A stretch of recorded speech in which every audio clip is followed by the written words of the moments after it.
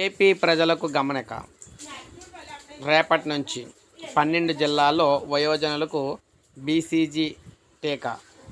రాష్ట్రంలోని 2025 నాటికి టీబీ కేసులను పూర్తిగా నిర్మూలించడంతో పాటు కేసుల సంఖ్యను గణనీయంగా తగ్గించే లక్ష్యంతో ఈ నెల 16వ తేదీ నుంచి రాష్ట్రంలోని 12 జిల్లాల్లో మొదటి విడతలో ప్రారంభిస్తున్నట్లు వైద్య ఆరోగ్య శాఖ అధికారులు తెలిపారు.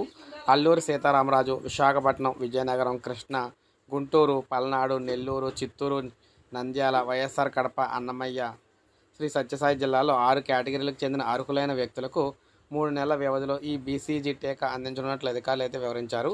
ఈ కార్యక్రమాన్ని జిల్లా క్షయ నివారణ, జిల్లా ఇమ్యునైజేషన్ అధికారులు అయితే అమలు చేస్తూ ఉన్నారు. క్షేత్రస్థాయిలో ఏఎన్ఎం, ఆశా, సిహెచ్ఓ మరియు బీటీ ఛాంపియన్లు ఈ కార్యక్రమంలో పాల్గొంటారని చెప్పారు.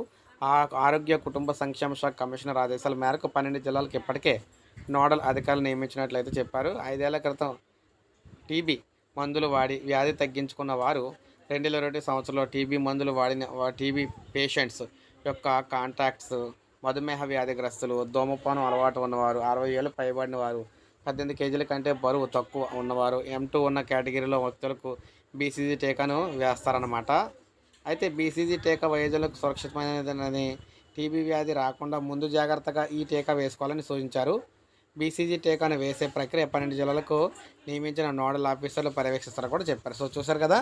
సో వీరందరికీ కూడా బీసీజీ టీకా అయితే వేస్తారన్నమాట ఇంటింటికి వచ్చి. సో ఇది మనకి లేటెస్ట్ అప్డేట్. ఒక లైక్ చేయండి, సబ్స్క్రైబ్ చేసుకోవద్దు మన ఛానల్.